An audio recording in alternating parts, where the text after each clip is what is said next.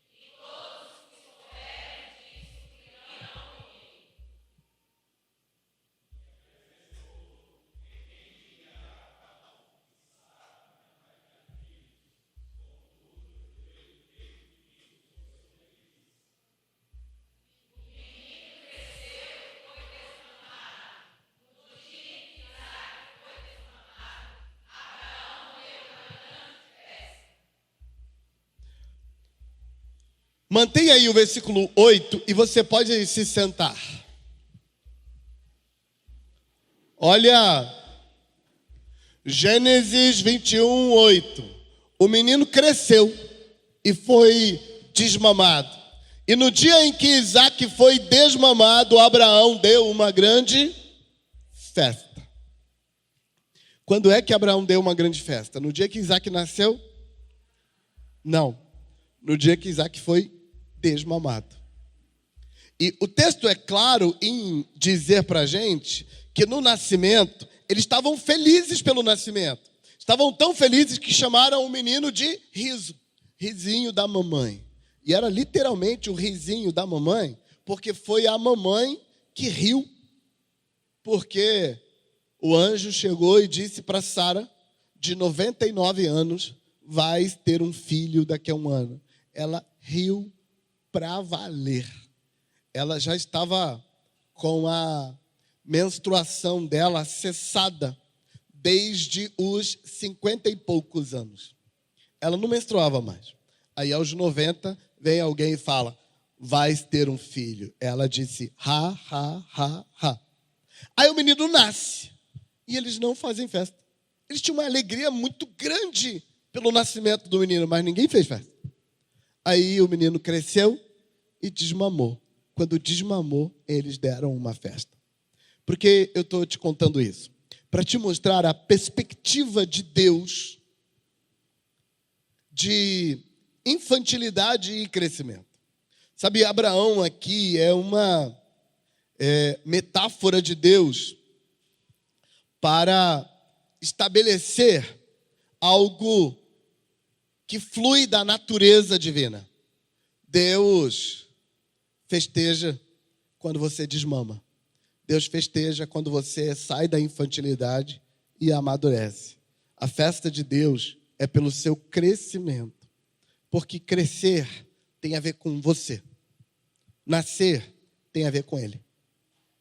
Deus te faz nascer e não há nada que você possa fazer a respeito disso. Mas depois que você nasce, é você quem toma as posturas necessárias para crescer. E essa sua cooperação com o que Deus está fazendo é que vai trazer a intervenção divina. Por isso, crescer fala mais de você. Nascer fala mais de Deus. Sabe, tem um texto no Novo Testamento que se repete 2 vezes no livro do Apocalipse, A primeira vez, com certeza, é Apocalipse 1 e 8. A segunda vez é no capítulo 21 de Apocalipse, mas eu não lembro o versículo. E a fala é a mesma, dizendo: eu sou o alfa e o ômega, o princípio e o fim. O que Deus quer dizer com isso, quando ele se apresenta como o alfa e o ômega? O alfa seria para o grego que o aleph é para o hebraico. O alfa é a primeira letra do alfabeto grego. E implica que você não começa o alfabeto, Deus começa. O ômega é a última letra. Quando Deus diz, eu sou a primeira letra e eu sou a última, ele está falando, você não termina o alfabeto também, eu termino. Mas, depois do alfa, a partir do beta, daí para frente, não é mais com Deus, é com você. E sabe o que é pior? Deus não se mete. E algumas pessoas que pintaram um Deus controlador, codependente, carrasco.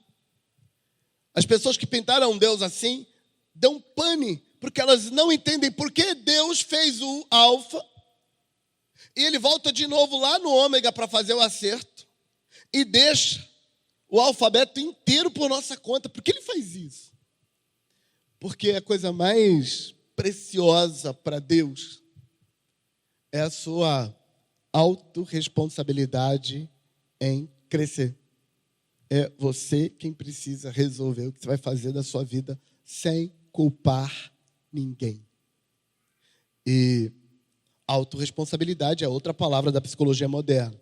Autorresponsabilidade é muito usado dentro da terapia de TCC, terapia cognitiva comportamental. E a ideia por trás de autorresponsabilidade é que as pessoas vitimistas que têm uma predileção forte pela palavra coitadinho, especialmente coitadinho de mim, não saem do lugar e dificilmente crescem, porque toda vez que você arranja um culpado, você está condenado a não resolver aquele problema. Eu costumo repetir essa frase, essa é minha. Quem procura culpados não encontra solução, encontra culpados. Por que você estava procurando? Culpados. Toda vez que algo dá errado e você fala de quem foi a culpa, encrencou sua vida. Porque ao encontrar o culpado, você gasta tanta energia para atacar o culpado, para fazer o culpado sofrer, para se vingar do culpado, que quando você percebe o quanto sua vida ficou complicada, não tem mais energia para consertar o problema. Mas as pessoas cujo coração se compadece dos culpados ao seu redor, elas se unem ao culpado e ela e o culpado vão trabalhar juntos para resolver o problema. E, gente, isso dá muito mais certo na vida. Deus nos deu o alfa e Deus nos dá o ômega. Você não decide quando será seu final. Desculpa te contar essa parte, porque a maioria de nós gostaria de adiar o final o máximo que a gente pode. Mas a verdade é que você nem adia nem antecipa o final. O final está lá, absoluto. E quando chegar a hora, ele virá. O começo também você não faz nada a respeito dele. Ele também está lá, absoluto. Quando você menos esperava, lá estava, o seu começo tinha acontecido. A gente ama aquelas histórias bonitas em que o pai e a mãe planejaram seus filhos, eles nasceram no dia exato. Eu amo contar a história de Marquinhos e Maísa, porque eu percebo que as pessoas gostam dessa sensação de eu controlo. Mas a história de Marquinhos e Maísa é exatamente sobre não controlar. Mas algumas pessoas não entendem. Marquinhos e Maísa, a gente chamou os nomes deles antes deles nascerem. E a gente sonhou com eles. Eu sonhei com a Maísa, a Berê sonhou com o Marquinhos. A gente sabia exatamente como eles eram antes de nascer. E nós os chamávamos pelos nomes, orávamos por eles anos antes deles nascerem. Então, eles nasceram. A gente ama essa ideia de que alguém humano planejou a nossa vinda ao mundo. Mas sabe qual é a verdade? Essas pessoas que planejaram ou acidentalmente te trouxeram ao mundo, elas são apenas ferramentas de um Deus todo-poderoso que te trouxe ao mundo. E depois que ele faz o seu começo acontecer, ele te deixa aí e diz tchau. No final a gente acerta. Eu sou o alfa, eu sou o ômega. O meio é com você. Por isso Abraão não faz festa quando o filho nasce. Porque a festa é quando o filho desmama. A festa é quando o filho foi para outro nível. A festa é quando o filho está tomando postura. Me deixe ajudar você a entender isso. A nossa cultura nos torna tão egoístas que nós ousamos segurar os nossos filhos, nossos discípulos, nossos pupilos e nosso qualquer coisa que a gente cuida, para serem a alegria da nossa vida. Ai, aquele menino era a alegria da casa, tomara que ele não cresça nunca. Mas é muito egoísmo da parte da pessoa. Você aceitaria esse papel? Ser o bichinho de estimação que alegra a casa de alguém? Você não iria para a vida viver seus sonhos, lutar suas lutas, suas guerras e ser alguém? Aceitaria, mas eu quero isso para o meu filho. Abraão não quer. A festa de Abraão é quando o filho desmama.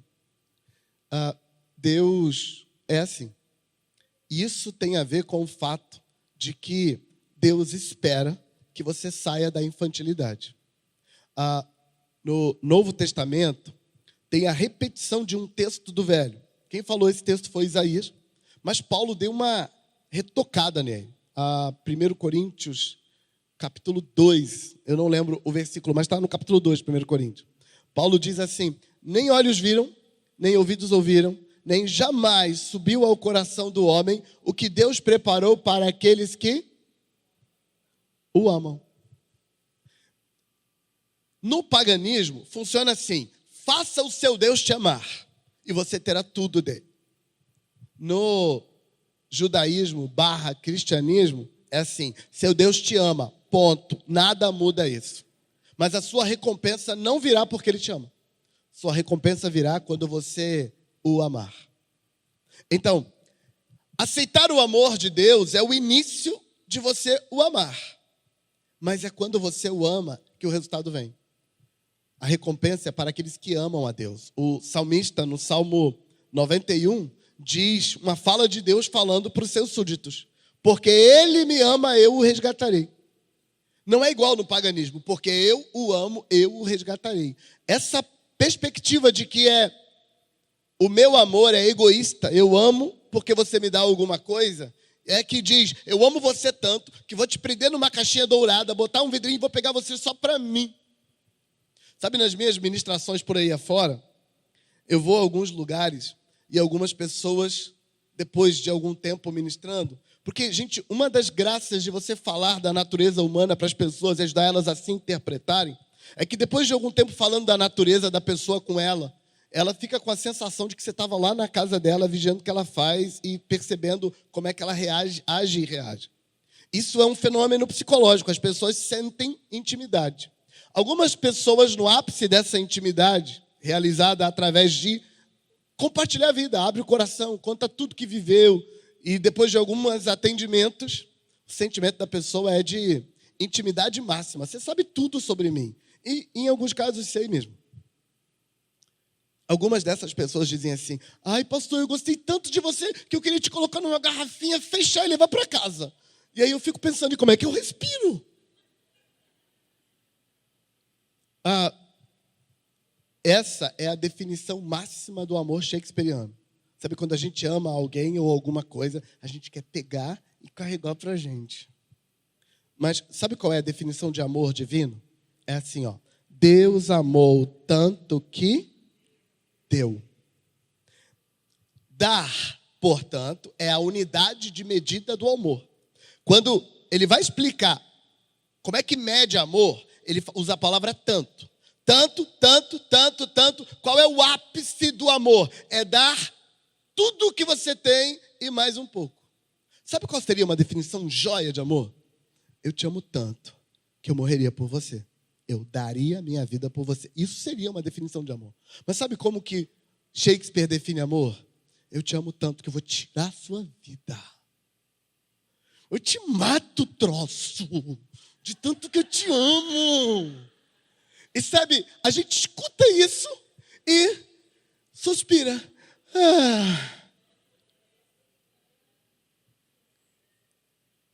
Do ponto de vista de Deus, amor não é tirar do outro, não é roubar o outro, não é absorver o outro, não é pegar o outro para si. Do ponto de vista de Deus, amor é medido por dar.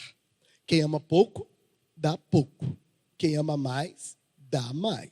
Quem ama muito, dá muito. Quem ama tanto, dá o próprio filho. E eu queria te contar, na perspectiva judaica, dar o filho é mais amor do que dar a própria vida. Morrer por alguém é uma medida de amor. Dar o próprio filho é uma medida maior. Porque na cultura judaica, meu filho vale mais do que eu. E se você já enfrentou o drama da possibilidade de perder um filho, sabe que emocionalmente isso também é verdade. Perder um filho é pior do que perder a própria vida. Dói mais. Então, o amor é expressado em dar. Deus ama tanto que deu, mas isso não diz nada sobre mim, isso diz sobre Ele. A nossa perspectiva é que quando alguém me ama, isso diz alguma coisa sobre mim. Ele me ama porque eu isso, porque eu aquilo outro, porque eu aquilo outro. Mas na perspectiva de Deus, o amor do outro por mim não diz nada sobre mim. O amor do outro por mim diz alguma coisa sobre Ele. Ele me ama por uma razão que está nele. E se Ele me amar por causa do egoísmo que está nele, então o amor dele não é verdade. Se o amor dele por mim é expressado na capacidade dele de doar para mim, isso diz alguma coisa sobre ele. Deus ama tanto que ele dá seu próprio filho. E aí, quando Deus diz que a sua recompensa virá, a bênção virá sobre você, quando você o ama e não quando ele te ama, Deus está dizendo, agora vamos ver o que você vai dar por amor. É aqui que entra o crescimento, irmãos. Deus te dá a vida, a graça, por causa dele. Mas o crescimento vai acontecer a partir do seu amor, da sua reação, da sua devolução. Seu crescimento fala sobre você. Quando você dá, é você quem está agindo. E aí a recompensa vem porque você amou a Deus e não porque Deus te amou. É importante que você entenda isso, para que fique claro para você que fez parte do plano de Deus desde o começo, que a gente ganhasse o alfa de graça e o ômega de graça e decidisse o que vai fazer com o meio. Deus sempre planejou isso. E por que isso é importante? Porque na nossa perspectiva, irmãos,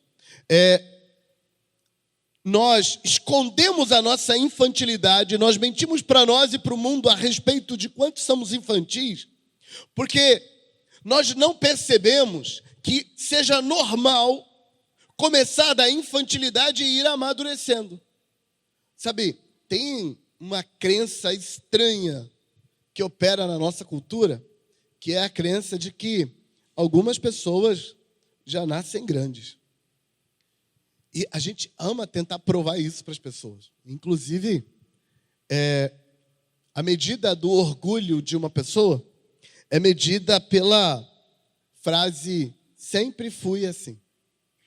Quando foi que você cresceu? Nunca eu, sempre fui assim.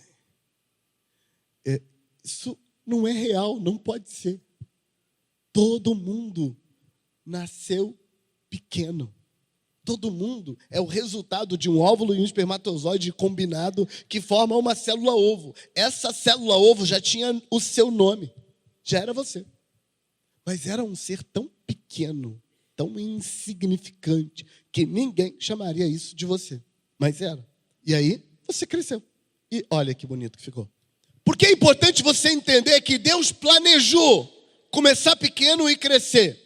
Porque a maioria de nós resiste culturalmente à ideia de que é necessário crescer. A maioria de nós sonha com um momento em que a gente vai chegar num crescimento tão perfeito, tão grande, que a gente vai olhar para todos os piquititicos, os nanicos abaixo de nós e vamos dizer, eu cheguei lá. E a maioria de nós ama esconder o estágio onde está. E se você estiver em igreja, frequentando comunidades evangélicas há muito tempo, já deve ter notado uma tendência. Ninguém conta o problema que está enfrentando. Ele conta o problema que venceu há 2 anos. Gente, porque antigamente eu era uma pessoa difícil, mas agora a gente não consegue falar assim, gente, eu sou uma pessoa difícil, estou precisando de ajuda, me ajuda aí, me socorre. Por que a gente não faz isso? Porque tem um pressuposto cultural de que as pessoas que não cresceram ainda não são gente. Então, quem acha que não é gente tem que esconder isso de todo mundo. Não dá para aceitar o fato de que eu sou gente desde a célula ovo. E a gente luta contra isso escondendo. Desde criancinha, você já nota os menininhos, chegam na sala todo mal arrumado, com a camisa pelo avesso, e fala para a vovó, vovó, me arrumei sozinho, mamãe não me ajudou. E a avó puxa saco, fala, tá tão bonito, tá nada. Camisa está pelo avesso, está tudo mal feito. Mas a nossa perspectiva já infantilizada já é de que se for uma coisa boa mesmo, já nasceu grande. Mas, gente, Deus nunca fez nada nascido grande. Tudo que Deus faz começa pequenininho e vai crescendo, crescendo, crescendo, crescendo, crescendo. Sabe um versículo que a gente não entende? Faz parte dos conceitos de cura interior entender isso. Então, você que vai se matricular no programa de cura já vai se preparando, que isso é um princípio para a gente. A gente chama de princípio do processo, ou lei do processo. Paulo fala da lei do processo, escrevendo aos Filipenses, capítulo 1, versículo 6, quando Paulo diz assim, aquele que começou a boa obra em vocês vai terminá-la até o dia de Cristo. A maioria de nós, gente, passa por esse versículo e dá um pulo nele assim. Porque ele não faz o menor sentido. Sabe o que não entra na nossa cabeça? Deus, o Todo-Poderoso, que faz um estalo e o paralítico levanta, dá outro estalo e o morto ressuscita. Deus, que fala uma palavra e cria todas as coisas. Esse Deus grandioso, capaz de grandes realizações, não vai fazer a minha mudança assim. Ele vai começar a boa obra e vai progressivamente, processualmente, trabalhando para me resolver. Nossa cabeça dá um chute, gente, porque a gente foi treinado para pensar que as coisas de Deus são instantâneas. As coisas que são processuais é a mãe natureza trabalhando. Eu queria te contar que a mãe natureza trabalha para Deus. E Deus é processual. Os milagres instantâneos que nós lemos nas Escrituras Sagradas, eles são, do ponto de vista da nossa perspectiva, eles são raros. A maioria dos milagres que Deus faz não são instantâneos, são processuais. Mas a nossa mente está tão travada no fato de que, se for de Deus, é instantâneo, que a gente não consegue notar os milagres processuais que Deus faz na Bíblia e nem os milagres processuais que Deus faz na nossa vida. Na verdade, gente, nós estamos enganados. Deus é mais processual do que instantâneo. O instantâneo de Deus é muito mais uma intervenção para salvar algo, para fazer alguma coisa que precisa ser feita. No geral, Deus prefere a intervenção processual. Então, deixa eu te contar. Deus prefere curar o canceroso num processo de 2 anos do que vai no médico hoje, detecta, vai amanhã e sumiu. Deus prefere o processo. Por quê? Porque ele é processual. É assim que ele sempre fez as coisas. Olha para você. Como é que Deus te fez? Tcharam, está pronto. 25 anos. Não. Não está pronto. Tcharam, está pronto. Agora vamos aperfeiçoar. Já é você. Mas vamos aperfeiçoar. Por que isso é importante? Porque toda vez que alguém aponta o dedão para você e fala, você precisa crescer, pessoa, o seu sentimento é de que foi xingado. O sentimento é, como assim eu preciso crescer? Você está me chamando de infantil? É, tô. E aí o sentimento é horrível. Porque a gente não quer admitir o fato de que a gente não cresceu o suficiente. E aí talvez eu te arranque da sua segurança falsa de uma vez ao te dizer que eu acho. Não posso provar isso. Mas eu acho que você vai crescer para todo sempre. Eu acho. Deixa eu te contar uma coisa. Na minha perspectiva de Deus, Deus é tão grande, tão grande, tão grande, tão grande, tão grande, tão grande, tão grande, tão grande, que você não vai alcançar Ele nunca. E que você, na medida em que você for morar no céu com Jesus, for viver com Ele, gente, isso é a minha perspectiva, não está escrito em lugar nenhum, exceto nos meus livros. Por exemplo, lancei um livro agora, recente, sobre teologia de Deus na perspectiva do aconselhamento. O nome do livro é Teologia do Aconselhamento Deus, porque é uma série. Esse é o sobre Deus, eu já lancei o sobre as Escrituras, o próximo é sobre a Trindade e assim sucessivamente, seguindo a teologia. E nesse eu falo disso, dessa perspectiva de que Deus é grande demais, a mente humana não chega nem perto, nem arranha a superfície. E quando a gente sair do mundo e for lá morar com Deus, a gente vai ser surpreendido todo dia. Todo dia nós vamos descobrir que Deus é maior do que a gente pensava ontem. E depois a gente vai descobrir que Deus é maior do que a gente pensava ontem e anteontem. E minha perspectiva é que a gente vai continuar crescendo. Um grande sábio da filosofia, um dos pais da filosofia mundial, ficou famoso pela frase que aparece sempre na boca de um discípulo dele, porque ele não escreveu nada. Sócrates é famoso pela frase: uma coisa sei, que nada sei. Acontece, gente, que Sócrates era o mentor de Platão. E foi Platão que escreveu a frase, mas ele deu os créditos devidos para Sócrates. E Platão era um discípulo famoso mesmo de Sócrates. E falava para os quatro ventos que Sócrates era o cara. Aliás, Platão escreveu a obra A República para falar de Platão e da morte injusta dele. E quando você pensa em Platão, esse vulto, esse cara sábio, essa mente prodigiosa, dizendo a frase: eu só sei que não sei nada, dá um nó na cabeça. Como que um cara como Platão fala que a única coisa que ele sabe é que ele não sabe? Platão estava falando de um fenômeno. Platão não, Sócrates. Claro que Platão também repetiu essa frase muitas vezes. Ele estava falando de um fenômeno psicológico. O fenômeno que acontece com as pessoas que não sabem nada e dizem por aí, arrotam conhecimento dizendo que sabem tudo. E as pessoas que de fato sabem muito, elas dizem que não sabem nada. Por que isso acontece? Porque quando uma pessoa é imatura, a imaturidade dela não deixa ela admitir que ela é infantil. Aí você encontra uma pessoa madura que diz: meu Deus, que infantilidade a minha. Você fala: infantilidade? Sou. Sim. Porque, olha, o quanto que eu podia ter feito diferente. Mas por que ele dá conta de perceber o que podia ter feito diferente? Porque ele tem maturidade para perceber. O que acontece com o imaturo? Ele não tem maturidade para notar a imaturidade dele. Então, ele arrota a maturidade e fica magoado quando alguém aponta a imaturidade dele. Como você ousa me chamar de imaturo? Ficou magoado?